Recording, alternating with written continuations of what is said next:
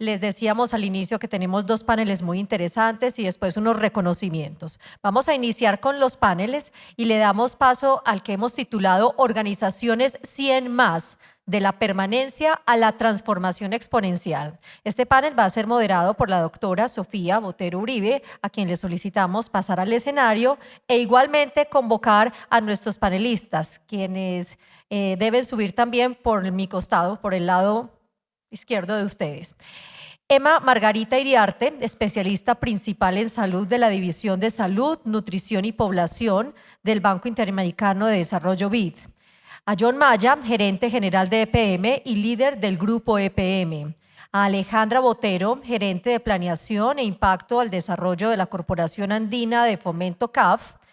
Invitamos también al padre Diego Alonso Marulanda Díaz, rector de la Universidad Pontificia Bolivariana, a Laura Salamanca, gerente social de la Corporación Responder, y a Camilo López, responsable de familias y personas de Confama. A todos muchas gracias y bienvenidos a esta conversación. Bueno, muy buenas tardes nuevamente. Es un placer estar en este panel y moderar y animar esta conversación.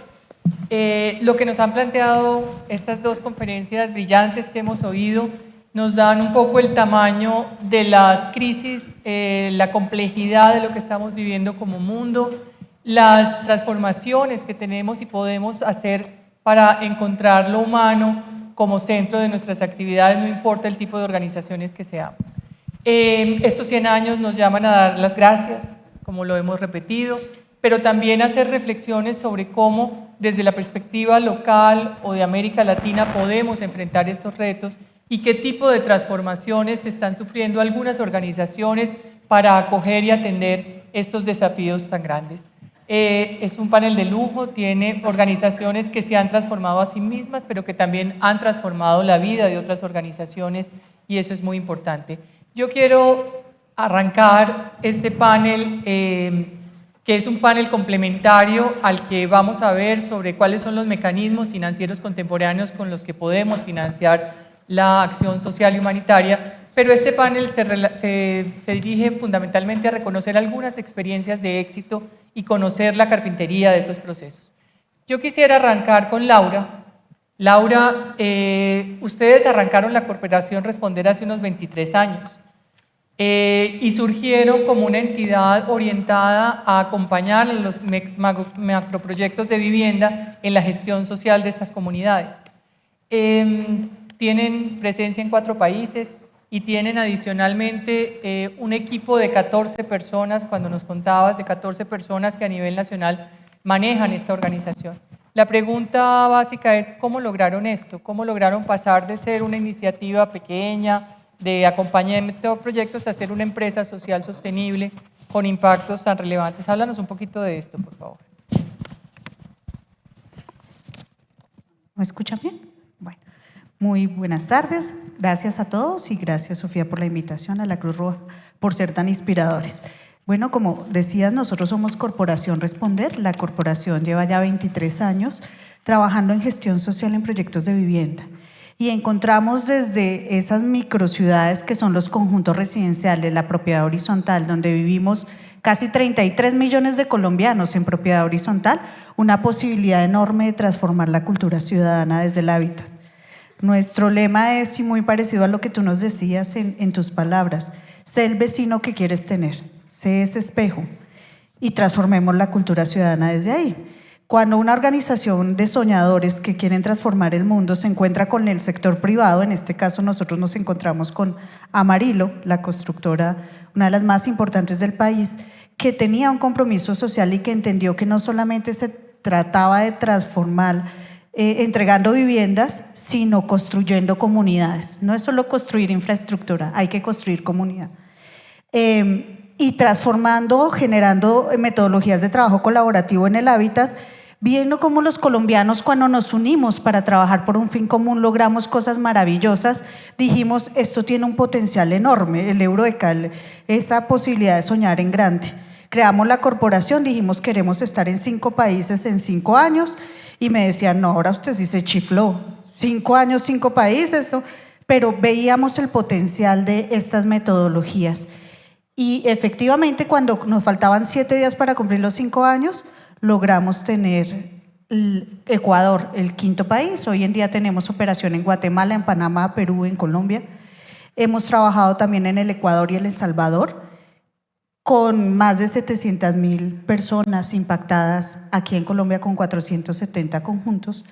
Y no solamente con el concepto de trabajar en un conjunto residencial, sino grandes macroproyectos como Ciudad Verde, 53.000 unidades de vivienda, una ciudad dentro de la ciudad, más de 200.000 personas habitan allí, pensando en cómo generamos organizaciones de segundo nivel y cómo podemos generar nodos de desarrollo territorial desde el hábitat. Entonces, terminamos siendo una apuesta de Colombia para el mundo, pudiendo llevar nuestras metodologías a otros países. Nuestros gran retos es que en el 2030 logremos entrar a otros 5 países, entre ellos queremos entrar a España, que hemos estado en conversaciones, porque los retos de la propiedad horizontal, mascotas, basuras y ruidos, generan conflicto entre vecinos a nivel mundial, no solamente acá en Colombia.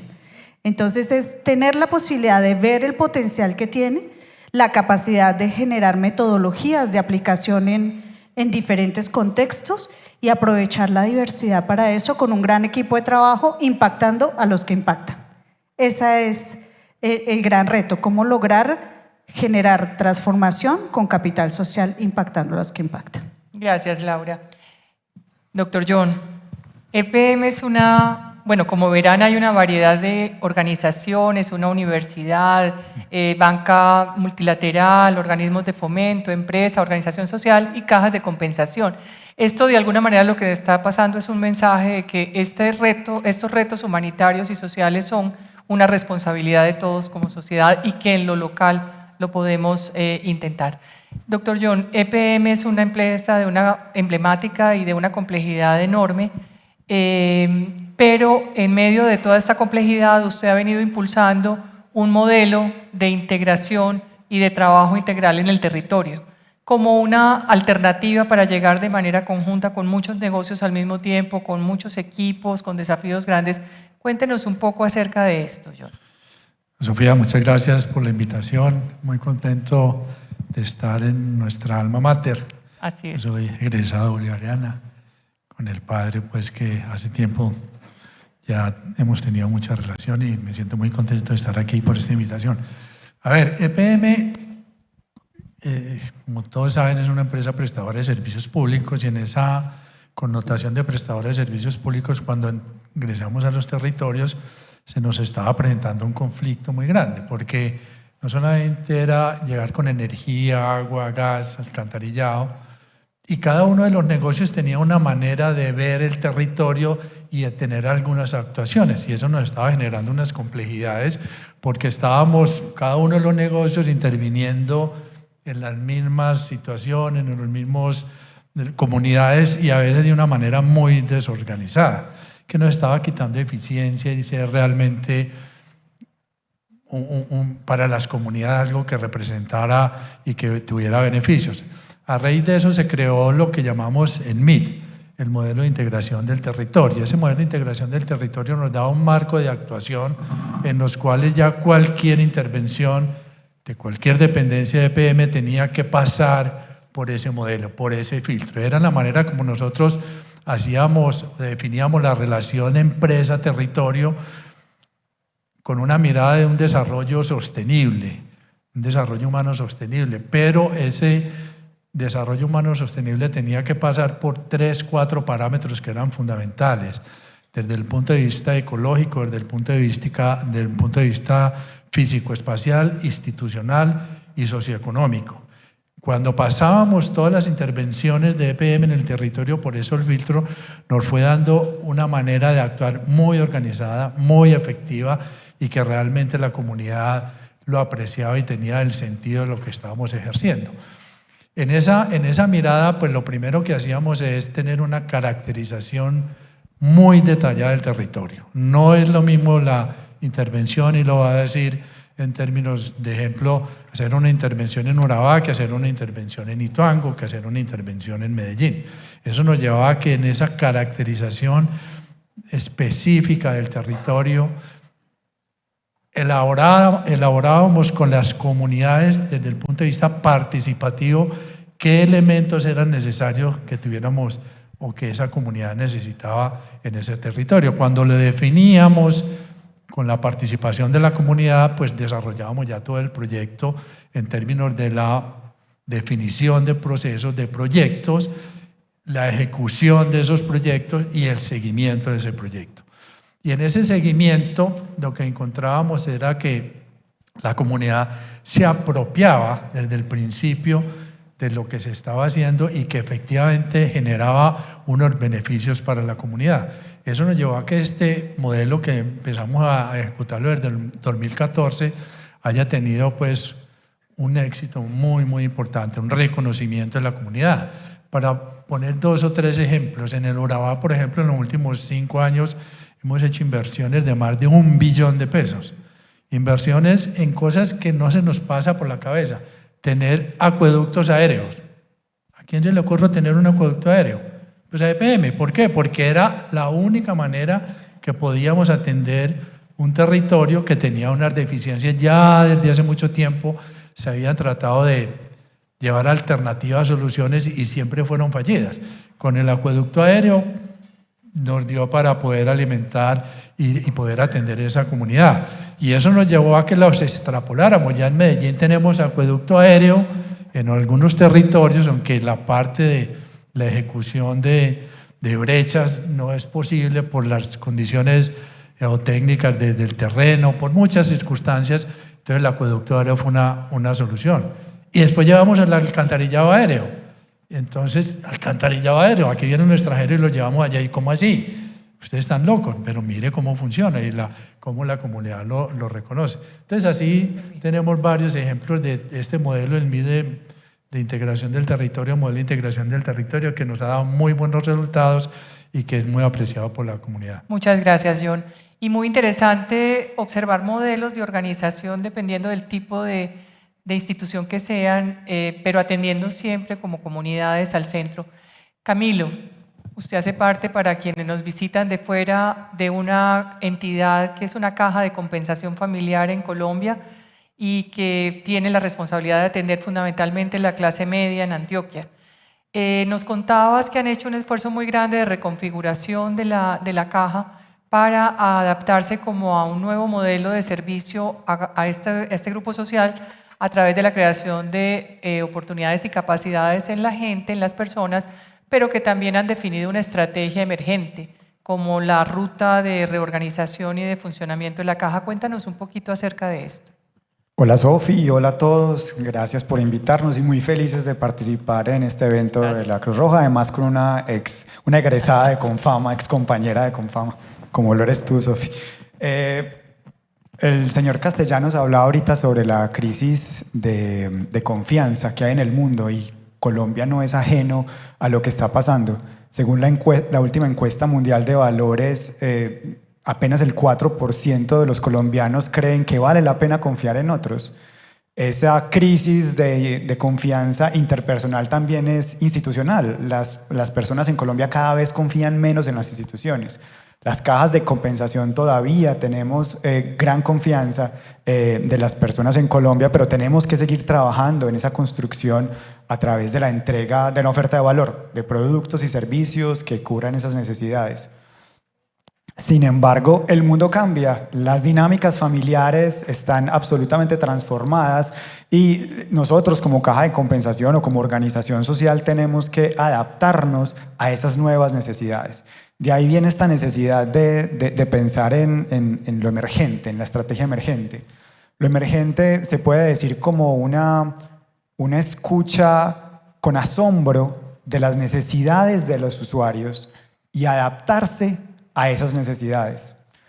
Para nosotros ha sido muy importante poder entender que cuando un producto o un servicio se crea, le puede ir bien o le puede ir mal, y eso es esperado. Pero lo realmente interesante es lo inesperado. Cuando uno diseña algo y llegan resultados que no se estaban esperando. Eso nos pasa, por ejemplo, en educación. Los programas de educación que nosotros tenemos continua están organizados sobre todo para las familias con hijos. Y llevamos 2 años donde las personas mayores son el grupo poblacional que más crece en el uso de esos servicios, al doble de lo que crecen el resto de los usuarios. eso es emergente, eso es como, pues yo no estoy organizado para eso, ¿qué es lo que está pasando? Una organización como nosotros ha entendido que entender esas necesidades de los usuarios, ponerlas en el centro, escuchar esos llamados que nos hace el mercado o la demanda de servicios y luego adaptarse y cambiar lo que hacemos para poder darle respuesta a esas necesidades es la clave para seguir siendo relevantes y para poder seguir construyendo confianza. No podemos crear productos y servicios desde lo que nosotros pensamos, sino desde lo que los datos, lo que el mercado, lo que la demanda nos está diciendo. Y no solamente es escucharlos, sino ahorita hablaban de la Cruz Roja de actuar. No solamente es observar, es actuar.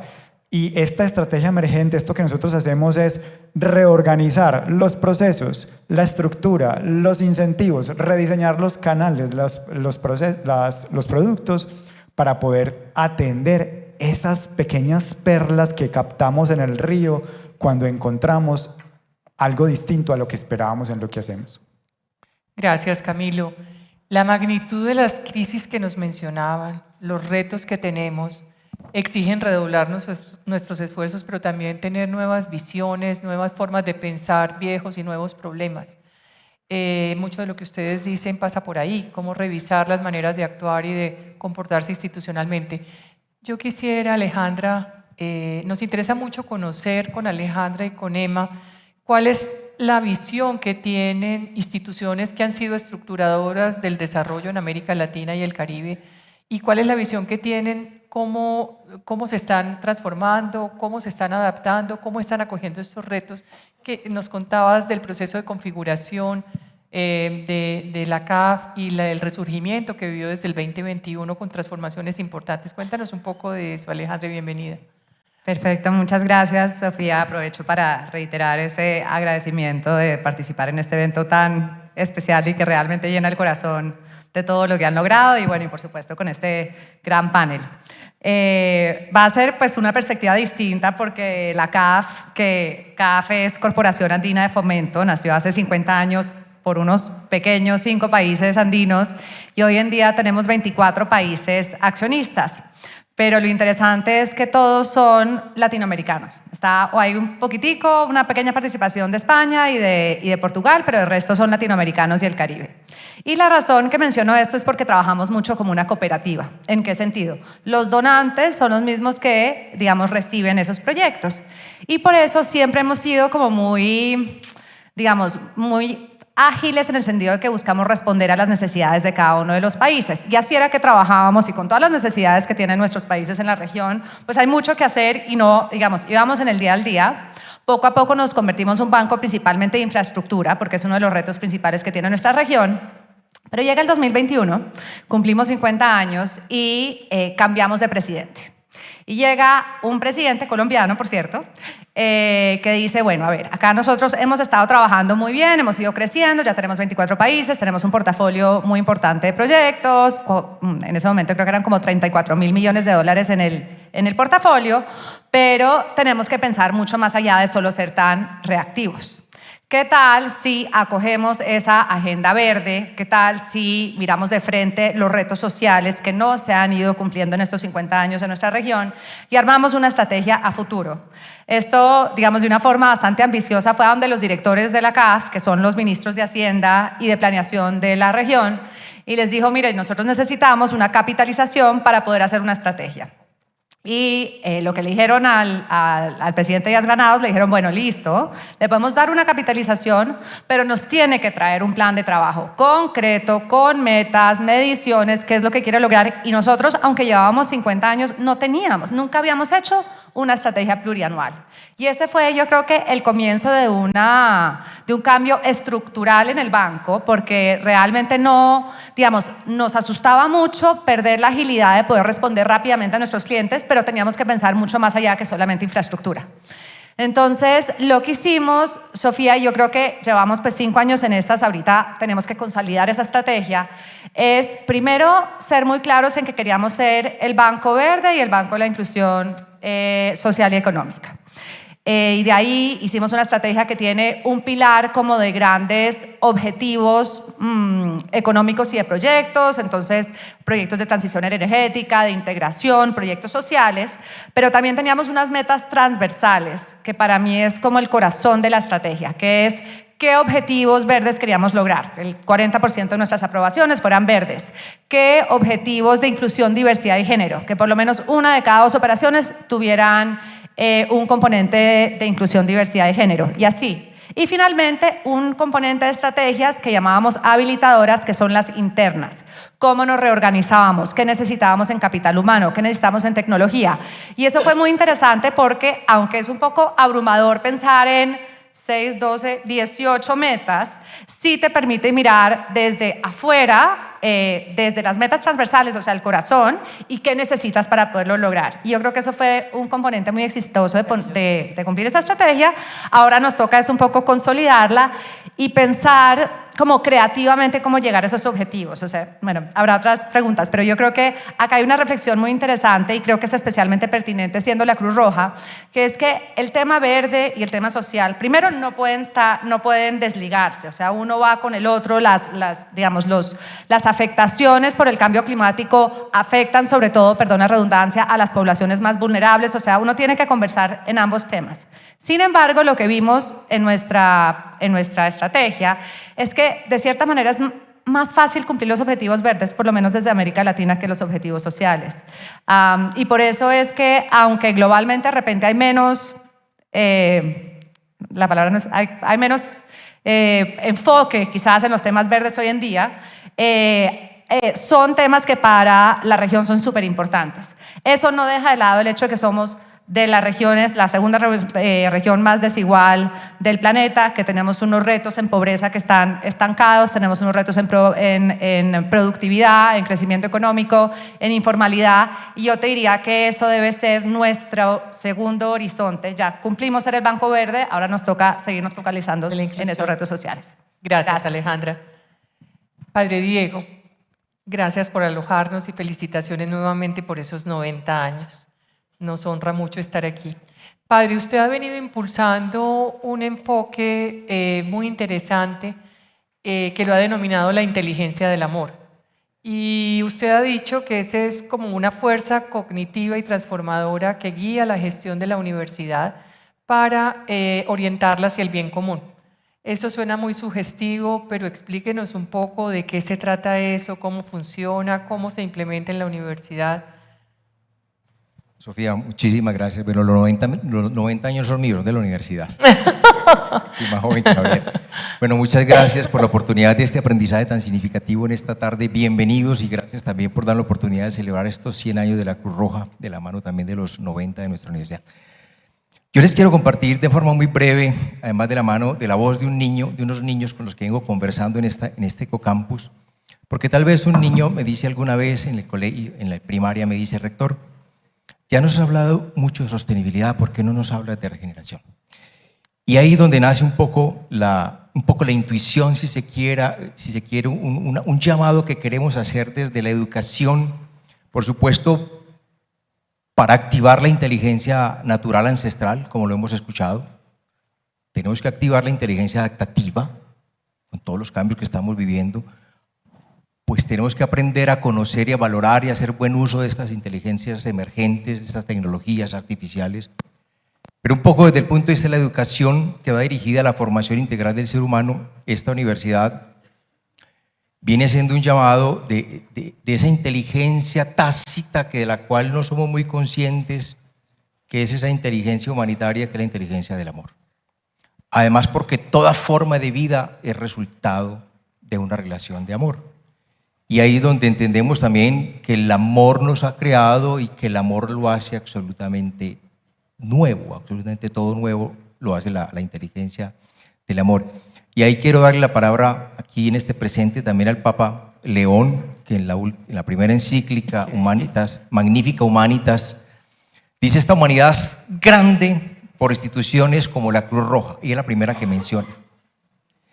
Entonces quiere decir, y yo lo escuchaba en los saludos ahora, y para hablar como de la forma concreta de la inteligencia del amor, la solidaridad es es lo más concreto de esa inteligencia del amor, porque es la que nos capacita para ver la dignidad en el otro de forma incluyente. Es decir, lo que ha hecho la Cruz Roja representa precisamente esa inteligencia del amor, porque tenemos la capacidad de ver la dignidad del otro sin excluirlo, de brindarle una palabra que además lo sana.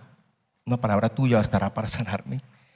Y la capacidad también de levantar al otro desde su vulnerabilidad. Yo creo que esas son formas muy concretas de esta inteligencia del amor que nos permite de alguna manera valorar lo que estas inteligencias artificiales, los algoritmos, nos proporcionan también como herramientas y formas de ser más ágiles en procesos, pero tal vez la inteligencia del amor es la que nos regala el propósito, nos da la capacidad de saber hacia dónde vamos como humanidad y de con quién estamos haciendo el camino. Yo creo que eso es muy importante plantearlo inclusive desde la educación, que nos ayuda a mitigar unos riesgos, como dice León en su encíclica. Hoy avisoramos unos riesgos en la humanidad porque parece ser que hoy valen más los datos que las personas, dice León. Hoy pareciera ser que tiene prioridad la eficiencia sobre la dignidad y se observa que la verdad del humano la están poniendo los mercados. Entonces yo creo que hay unos elementos muy importantes que tienen que hacer parte como de esta propuesta de la educación, sobre todo ayudar al ser humano a entender que hay una inteligencia, yo diría también interior superior, que nos capacite para establecer relaciones de cuidado, de respeto, de inclusión. Y bueno, el llamado es muy simple. Yo creo que valorando todo lo que tenemos hoy es un llamado a pasar de los algoritmos a los amoritmos. Entonces, un niño me decía en el colegio, y rector, ¿y qué son los amorismos? Los amorismos no sé, pero creo que es el ritmo del amor. ¿Y qué son qué son los algoritmos? Yo le digo, el ritmo de las cosas, de algo. Y los amorismos es el ritmo del amor.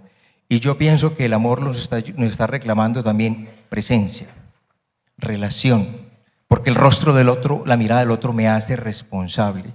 Y citando un poco la escuela humanista, que es el Evangelio, un llamado también para que seamos capaces de bajarnos de ese caballo del yo y podernos poner en la situación del otro, que es lo que hemos escuchado además, testimoniado durante estos 100 años aquí en Colombia, en la Cruz Roja. Entonces un poco este concepto de la inteligencia del amor es un llamado para que entendamos también que tenemos, más allá de la inteligencia ancestral natural, de la inteligencia adaptativa, de la inteligencia artificial, hay una inteligencia superior interior, que es la inteligencia del amor, que es capaz de crearnos, de hacer al otro nuevo y de hacer que el otro me pertenezca, que creo que un poco Javier lo decía ahorita.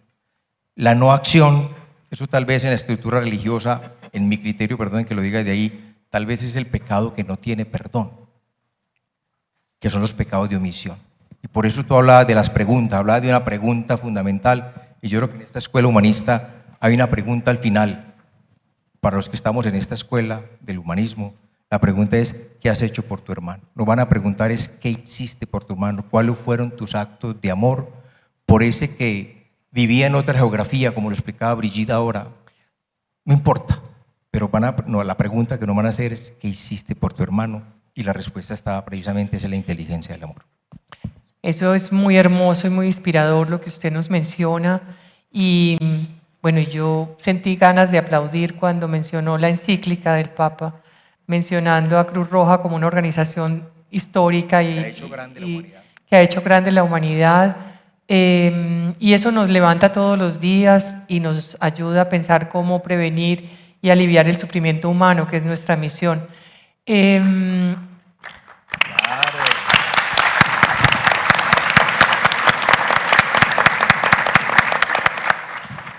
No obstante, y perdón por el no obstante, pero cuando uno se levanta con esas ganas, como se levantan todos los voluntarios de Colombia y del mundo, de Cruz Roja, pero también organizaciones y personas como ustedes, a pensar qué hacer, uno tiene a ratos las ganas de la desesperanza. Antioquia reúne capacidades muy importantes de producción de riqueza, de conocimiento, de institucionalidad, pero es una de las regiones con una crisis humanitaria más severa en Colombia.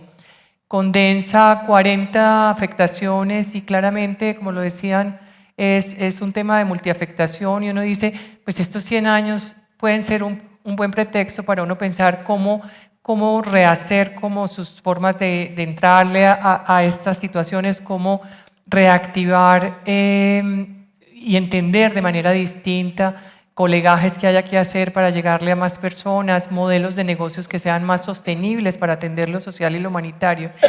Y yo aquí quiero preguntarle, dándole las gracias a todos, a Emma Iriarte. Esta es tu casa, bienvenida.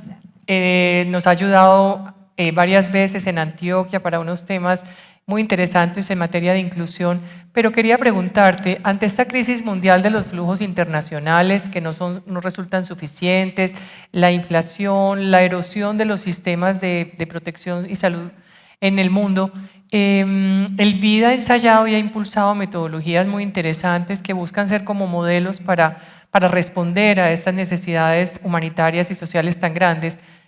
Me has contado y he conocido pues de cerca el modelo de salud Mesoamérica, pero quiero conocer eso, la visión del banco respecto a qué tipo de soluciones y de modelos podemos impulsar que sean sostenibles en el tiempo y escalables. Gracias. Antes quiero compartir con ustedes que, bueno, para todos nosotros las memorias de la niñez y de la adolescencia son huellas muy grandes, sobre todo si están ligadas a las causas, ¿verdad?, importantes de lo que estamos hablando, de la solidaridad. Y por más de 30 años yo vi a mi madre portar con orgullo su uniforme de voluntaria de la Cruz Roja. ¡Qué belleza!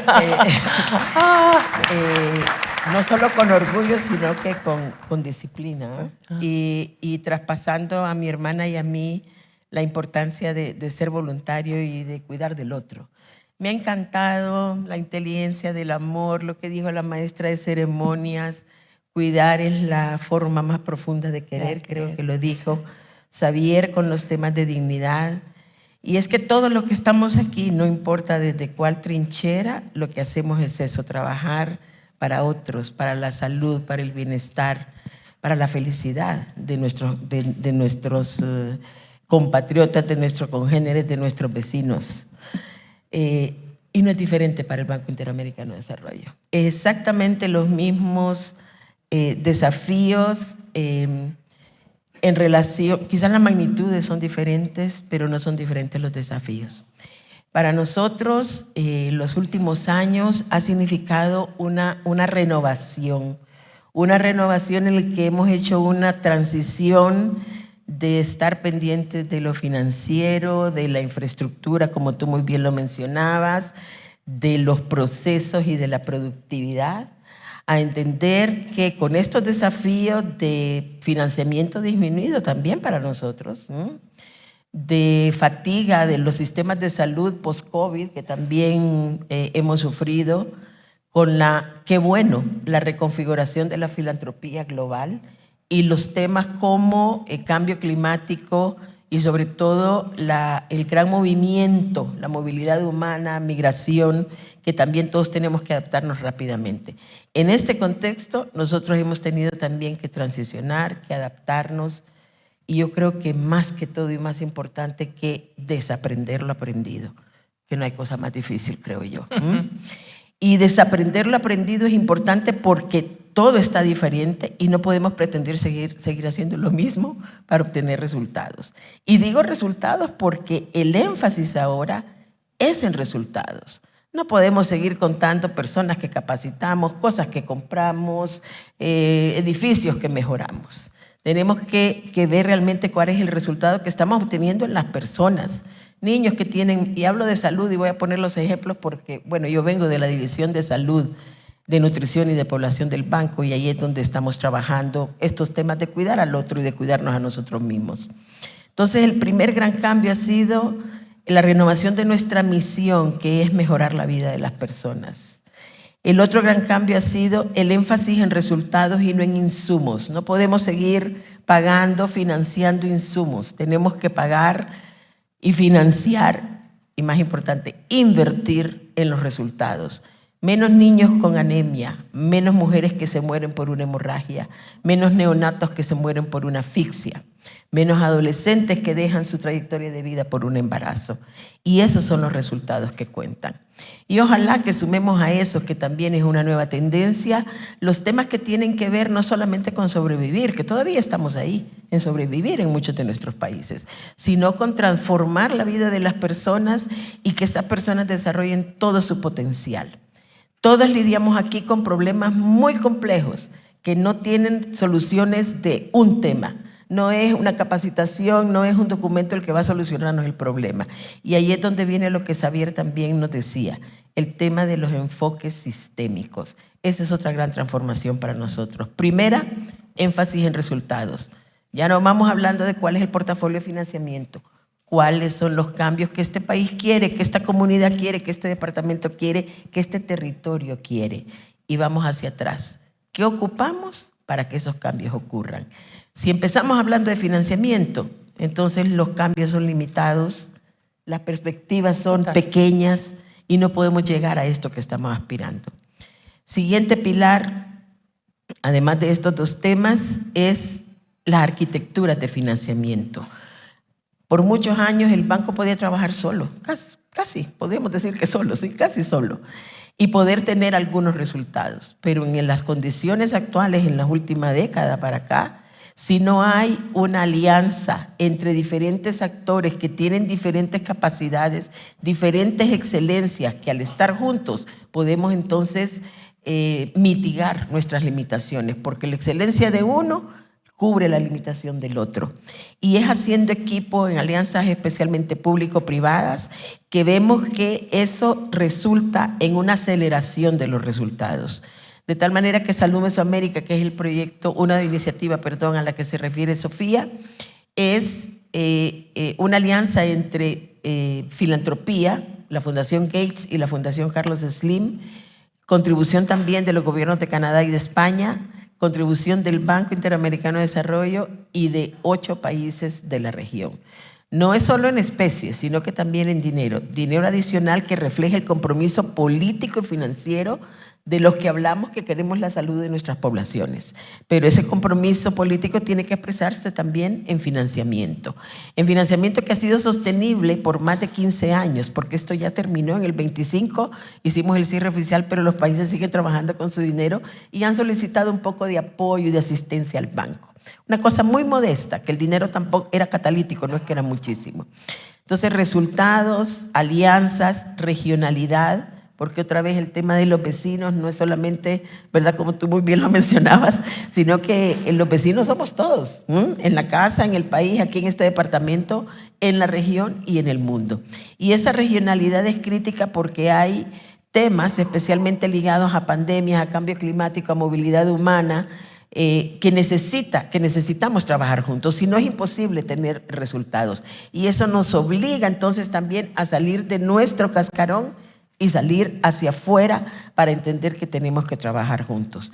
Esta combinación de financiamientos lo que permite es que cuando hay de grandes o pequeñas o nacionales o locales filantropías, hay innovación. Hay innovación y hay acceso a compartir y aprender, a probar y volver a probar y tener este enfoque de mejora continua. Con los dineros nacionales se asegura mantener las innovaciones y todo lo que se trabaje. Y con otros, como ustedes, por ejemplo, la Cruz Roja, que muchos creo yo que a veces tenemos el error de creer que tienen un accionar solamente comunitario, con sus voluntarios, con la respuesta y etcétera, cuando tienen ustedes una arquitectura multinivel en la que entonces pueden estar discutiendo abogacía y financiamiento en Ginebra, pero haciendo implementación nacional en Colombia o en otro lado, o teniendo una respuesta en el Bajo Cauca. O sea, es muy, muy impresionante la oportunidad que existe para las organizaciones humanitarias ahora y especialmente para la Cruz Roja, porque tienen esta combinación, pero además tienen los principios, la confianza de la gente, de las comunidades, de los gobiernos y todo un sistema que puede funcionar a nivel capilar que otros no tienen. Perdón, yo me animo hablando, yo dejo, Extraordinario. para cualquier otro momento. No, no. Sí, hay un planteamiento sobre la arquitectura institucional en general, cómo hacer procesos de transformación y adaptación y previsión para el futuro. No obstante, varias de las cosas que ustedes han recomendado nos cuestan juntarnos, nos cuesta construir terceros relatos producto de una asociación, nos cuesta enfrentar cosas donde no tengamos certezas financieras o institucionales.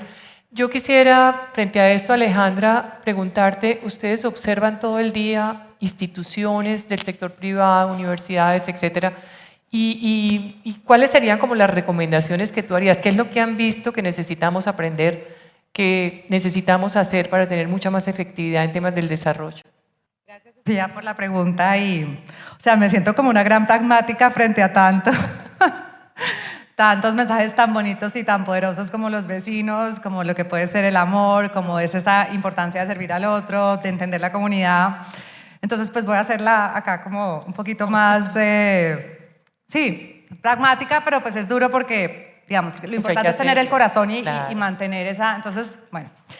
Yo creo que una primera, y la dijo el señor Xavier y también la mencionaron acá, de la recomposición financiera de lo que son las organizaciones filantrópicas. Solamente con la salida de USAID hace 3 años, creo que eran como 2.500 millones de dólares que llevaban a la región. Entonces, y creo que la cifra que dijo Xavier es el 40% del financiamiento. Entonces, digamos, por más de que una organización esté haciendo una misión absolutamente increíble en desarrollo, si no hay una sostenibilidad financiera que tiene que ir de la mano con una diversificación de los ingresos para no estar tan dependientes en una cosa, yo te diría que eso es algo que toca, digamos, cada vez más estar pensando cómo es esa sostenibilidad financiera, que va de la mano con lo que yo llamo como sostenibilidad misional. ¿Qué significa?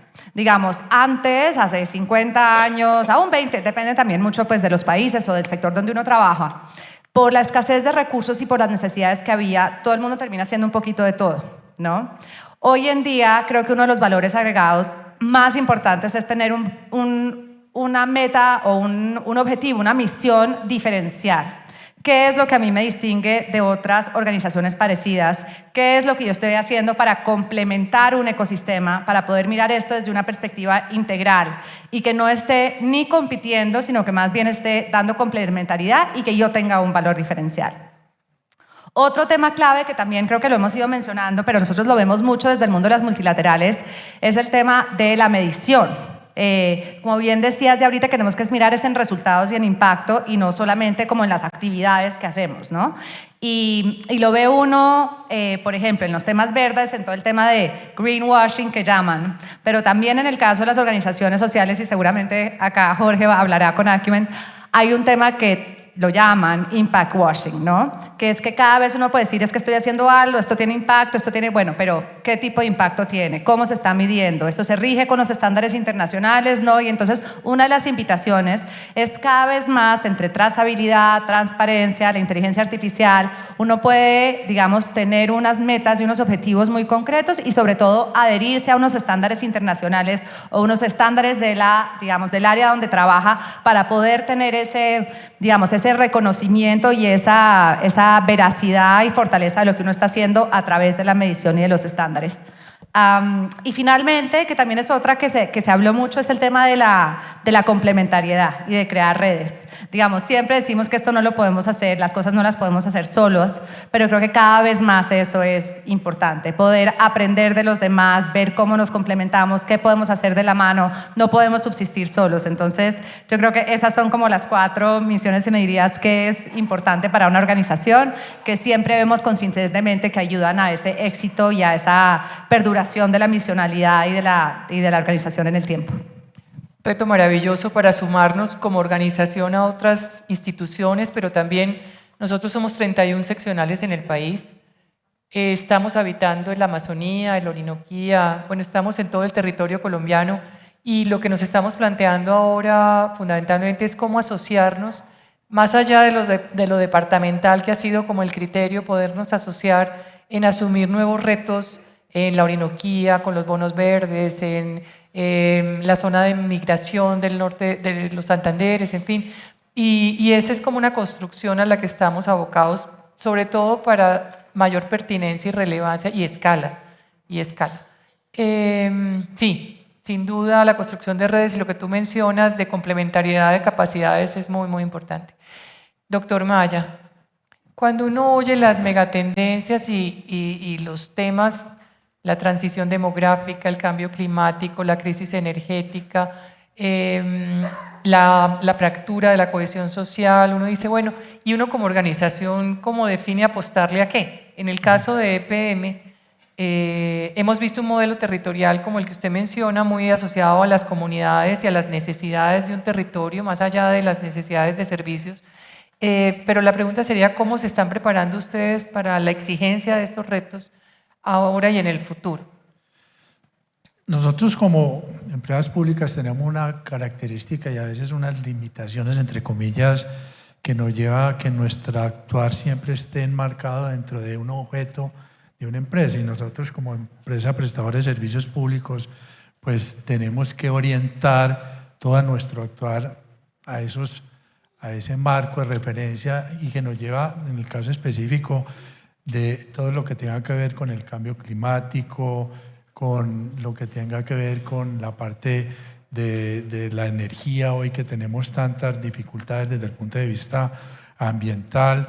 Todas esas actuaciones de EPM tienen que estar muy orientadas a eso.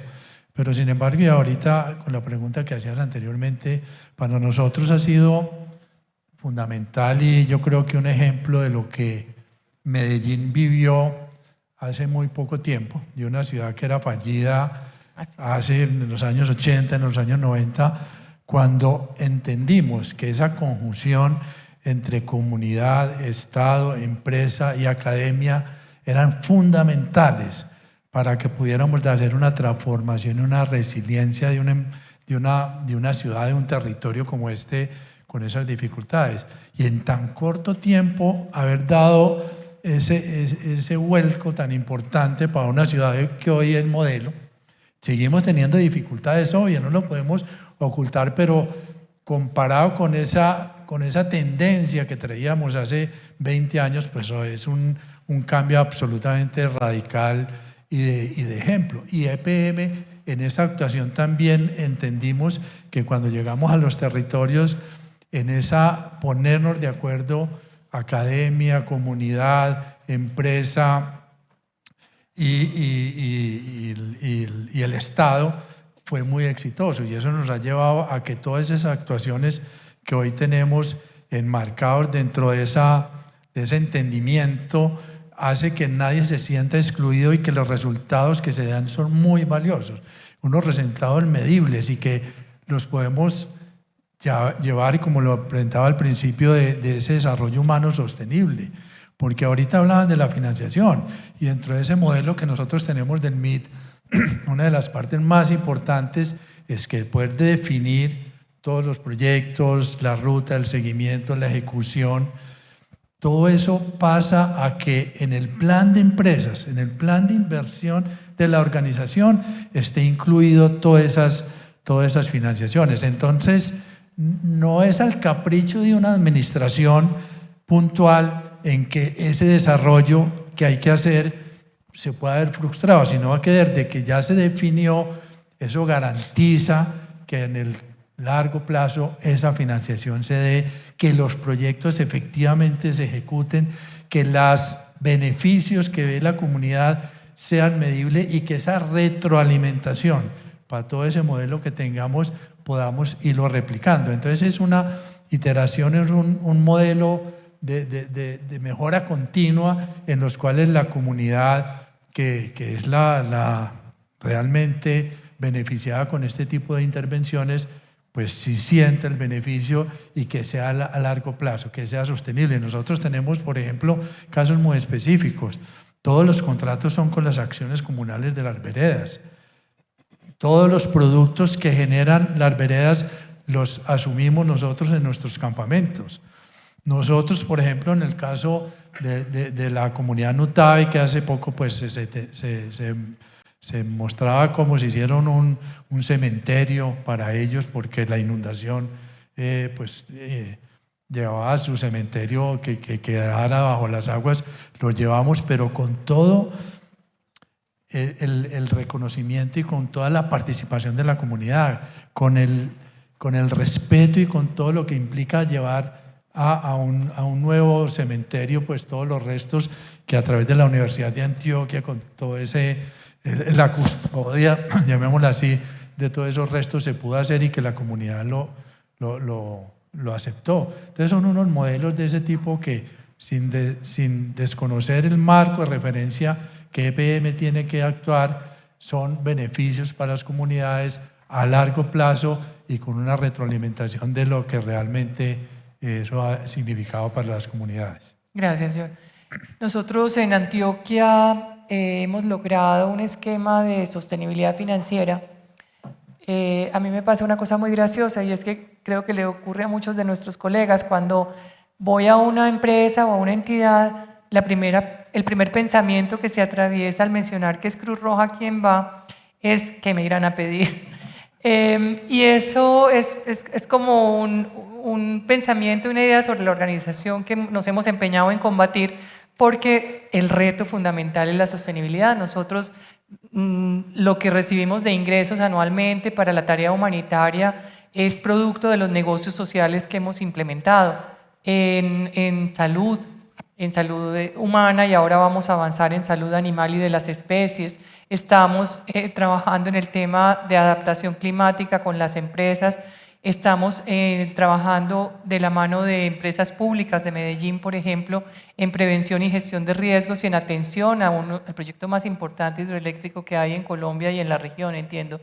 Y somos su aliado, por un lado como organismo de socorro, pero del otro lado como un organismo técnico conocedor de la gestión de riesgos en las organizaciones. No obstante todo esto, la magnitud de los retos es una cosa impresionante que exige también para nosotros cómo coser alianzas a la luz de lo que están siendo las previsiones de ustedes frente al futuro. Yo les haría una pregunta a los tres. ¿Qué están pensando? ¿Qué tipo de tendencias, de riesgos están esperando y contemplando para el futuro sus organizaciones? ¿Quién arranca? Laura. Bueno, yo creo que tenemos retos muy grandes, ¿no? La sostenibilidad, el poder alinear y ser coherentes. Sí, creo que la coherencia es algo muy importante en una organización social más, porque también el mercado mismo pide mediciones, procesos, pero también en el centro están las personas, ¿sí? Entonces, por ejemplo, nosotros somos un grupo maravilloso de profesionales que tienen una visión compartida, y el hecho mismo de no generar esa visión compartida pues hace que no se pueda transformar el territorio, pero también con todos los retos que tiene el riesgo de vivir. Cáncer de mama, se me enfermó mi papá, nacimiento de hijos. ¿Cómo esta organización te puede hacer esa malla de soporte y de cuidado que hace que el colaborador esté por encima? ¿Sí? Que no sean solamente los procesos y que realmente podamos compartir esa visión a futuro. Y retos también importantes desde las comunidades, ¿no? El que no impacte las metodologías o lo que nosotros aplicamos por no escuchar el territorio, y la voz del territorio es fundamental. A veces creemos que desde un escritorio se pueden generar soluciones cuando yo ni siquiera habito el territorio, pero cuando escuchamos a la comunidad y entendemos sus necesidades y la traducimos en metodologías que ellos puedan implementar, creer en la gente es poderoso, porque a veces decimos vamos a llevar temas a la comunidad, pero ni siquiera creemos que en el territorio hay capacidades instaladas. Entonces, ¿cuál es la coherencia entre lo que decimos y lo que hacemos? ¿Sí? Y la sostenibilidad, ¿cómo podemos hacer pasar de ser empresas sociales a negocios sociales que también ayuden nosotros, por ejemplo, desde un financiador que son los constructores, pero cómo eso se traduce en unos excedentes que van a beneficio de los proyectos de la comunidad? Entonces, ¿cómo podemos generar eso? Creo que esos son los grandes retos que tenemos las organizaciones. Camilo. Pues mencionaste ahorita algunos. Yo quisiera, pues para nosotros como caja de compensación hay tal vez dos importantes. Uno es el cambio demográfico. O sea, las tendencias demográficas están absolutamente transformando la forma en que hoy llamamos una familia, la disminución de la natalidad, el crecimiento de la longevidad, el crecimiento de las familias unipersonales. Cada vez hay más personas que deciden no tener pareja y no tener hijos, y ellos se consideran uno solo como familia. Las familias multiespecie y lo que eso significa para la construcción de sociedad. Esas dinámicas familiares nos generan el reto constante de tratar de entender cómo nos comunicamos, cómo entendemos y cómo cada vez generamos productos y servicios que para ellos sean relevantes. Y mencionaría una adicional que no tal vez poco lo hemos mencionado, y es el propósito de Confama, de la empresa donde yo trabajo, es la movilidad social ascendente. Eso es lo que buscamos, que las personas pasen del punto A al punto B. Sin embargo, no somos capaces de hacerlo solos. La única manera de lograr la movilidad social en Antioquia, en el país, es trabajando juntos. Mencionabas ahorita lo difícil que es juntarse a veces y crear alianzas, o la crisis de confianza que hace que sea difícil trabajar con otros para solucionar estos problemas, o lo que generó la salida de USAID en términos del ecosistema de las organizaciones sociales. La creación y el respeto por la institucionalidad y la juntanza con otros para solucionar los problemas, creemos nosotros que es uno de los desafíos más importantes que tenemos que resolver juntos para poder llegar a los niveles que necesitamos. Gracias, Camilo. Padre. Bueno, yo escuchándolos me quiero unir y plantear un poco los riesgos y los retos desde el sector educativo a nivel de humanidad, y lo voy a hablar particularmente para este país y para esta ciudad. Yo creo que el gran riesgo es perder esta generación que tenemos hoy. Es decir, de no acompañarla de la mejor manera, de no ser capaces de escucharlos y de entender estas nuevas inteligencias que tienen hoy los niños y los jóvenes. Yo creo que ahí, como humanidad y como país, tenemos un riesgo muy tremendo.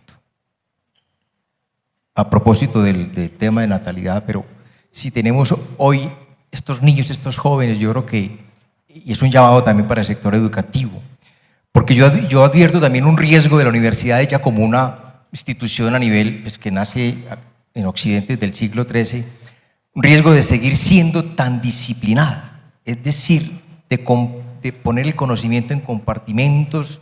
Yo creo que seguir formando en disciplina solamente, yo creo que ahí hay un riesgo muy que nos llama precisamente a entender la interdisciplinaridad,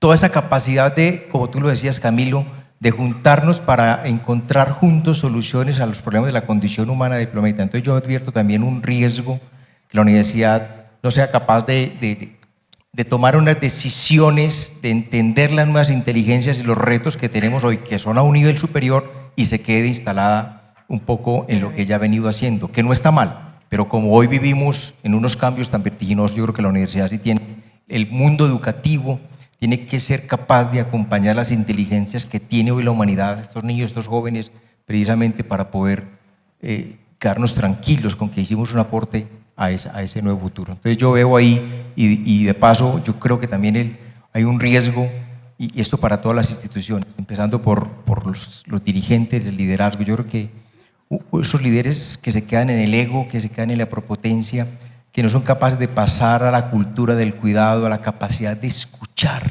Una organización que no se escucha a ella misma, yo creo que puede tener rendimiento desde el punto de vista de la excelencia, la eficiencia o de los indicadores de impacto, pero nos queda faltando un poco el indicador de esa inteligencia del amor que planteaba ahora.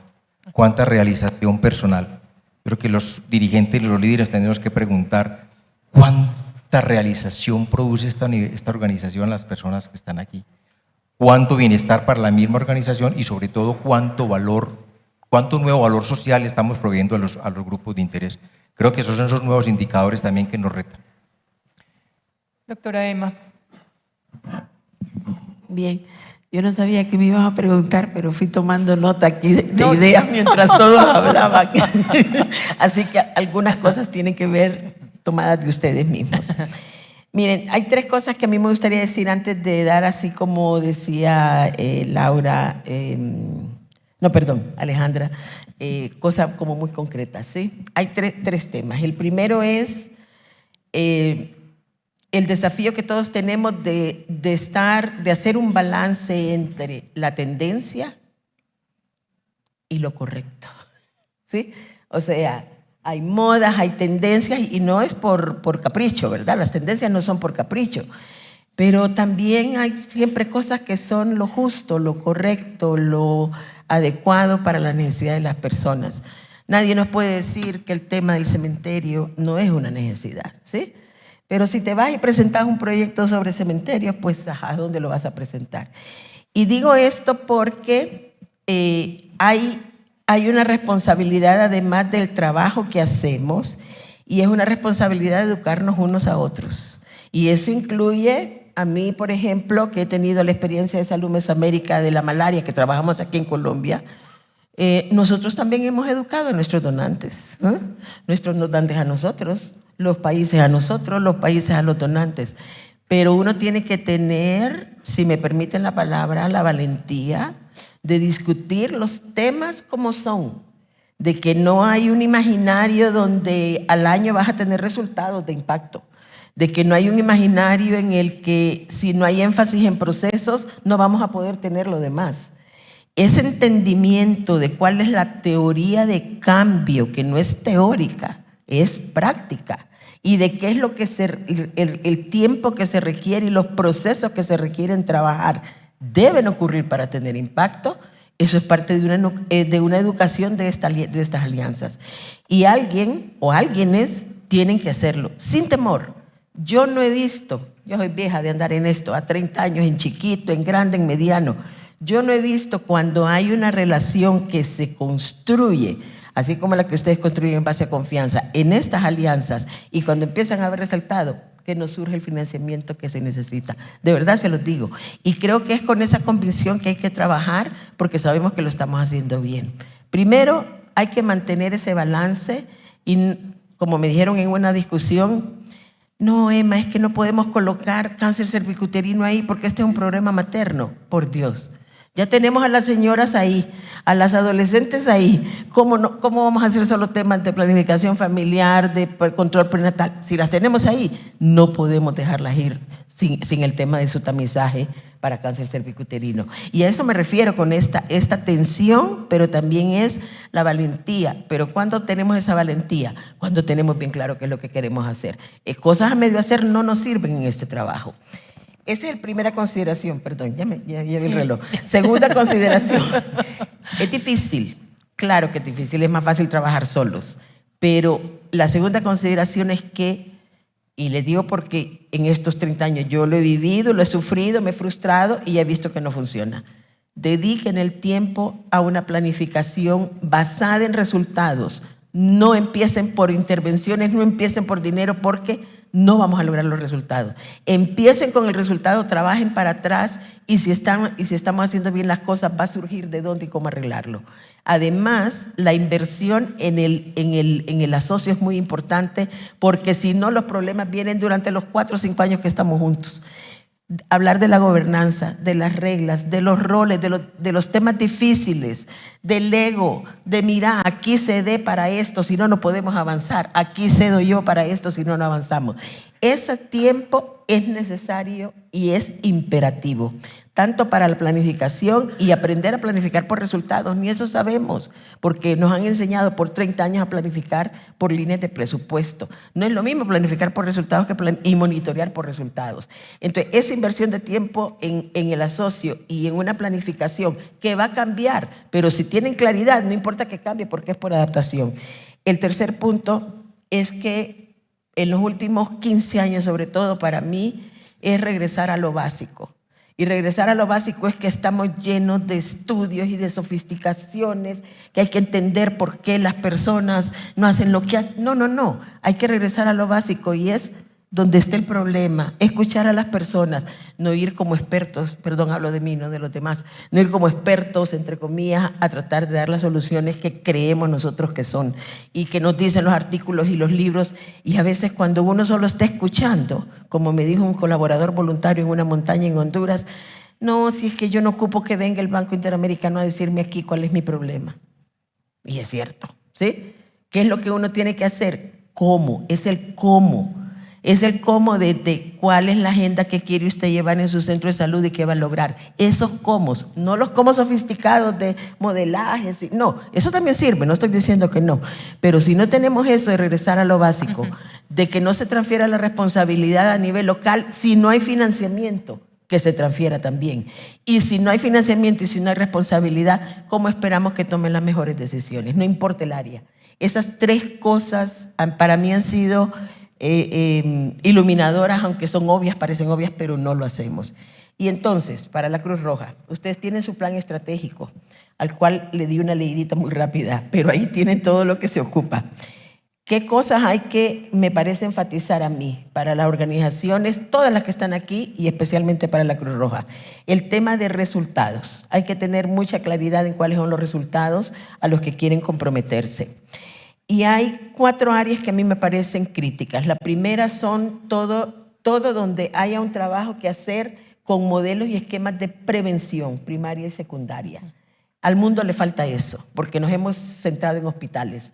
Y eso ustedes, más que nadie, lo puede hacer, porque lo hacen a nivel de la comunidad y no van pensando hacer introducción de un micronutriente, introducción de un nuevo antiséptico para limpiar el cordón umbilical. No, no es así. Esto no funciona así. Funciona en la red de servicios y en la conjunción entre comunidad e institucionalidad. Y ustedes tienen la capilaridad para hacer eso. Medidas preventivas, resiliencia de los sistemas de salud. Hay muchos temas que yo creo que ustedes pueden trabajar con gobiernos y municipalidades. Emergencias, que es su fuerte, y preparación y respuesta a pandemias. Y aquí, pues, yo quiero comentar que nosotros estamos en conversaciones con la federación. Bueno, no sé si con la federación todavía no hemos llegado, pero estamos hablando con quien vamos a trabajar a nivel regional. El banco es una entidad implementadora, quiere decir administradora de fondos del fondo pandémico. Ese es un área que yo veo maravillosa, en la que la Cruz Roja, toda la federación a nivel de territorio, los nacionales pueden tener un impacto muy importante, porque tienen el conocimiento de los lugares, tienen el trabajo comunitario, pero además ustedes han trabajado donde estas emergencias y preparación y respuesta a su vida diaria, ¿sí? No es en teoría. Entonces, yo decirles que el banco tiene algunos instrumentos que podemos conversar en algún momento, y que tal vez es muy importante que ustedes vean cómo hacer su llegada al acceso del financiamiento, especialmente multilateral. Porque financiamiento hay. El tema es que hay que entender muy bien cómo es que se gestiona, y en este caso nosotros a través de gobiernos, pero así como estamos ahorita en conversaciones para trabajar con la federación en los temas del fondo pandémico, hay otros. Así como también hay brazos de innovación y de trabajo con sector privado, que estoy segura que hay muchas oportunidades. Muchas gracias por el espacio y la invitación. Yo les tenía otra pregunta, claramente no voy a tener tiempo de hacerla, ya se nos cerró el espacio que teníamos para este panel, pero yo quiero recordar lo que el doctor John decía y ponerlo en la mesa. Cuando vivimos la peor crisis que ha vivido Medellín en tiempos recientes, que fue considerada una ciudad fallida, la única cosa que nos sacó de allí, diría yo, además de todo el tema de fuerza pública, fue esa necesidad de conversar entre actores disímiles, de hacer conversaciones impensables, de encontrarnos con quien nunca nos encontrábamos y reflexionar todos sobre el tipo de ciudad que queríamos.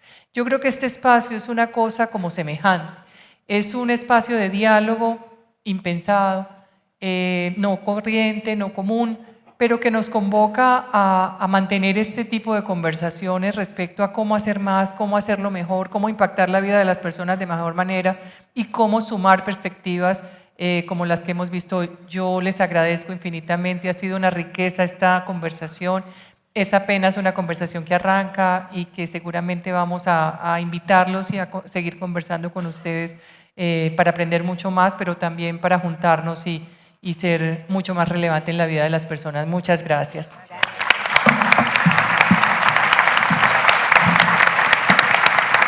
Muchas gracias.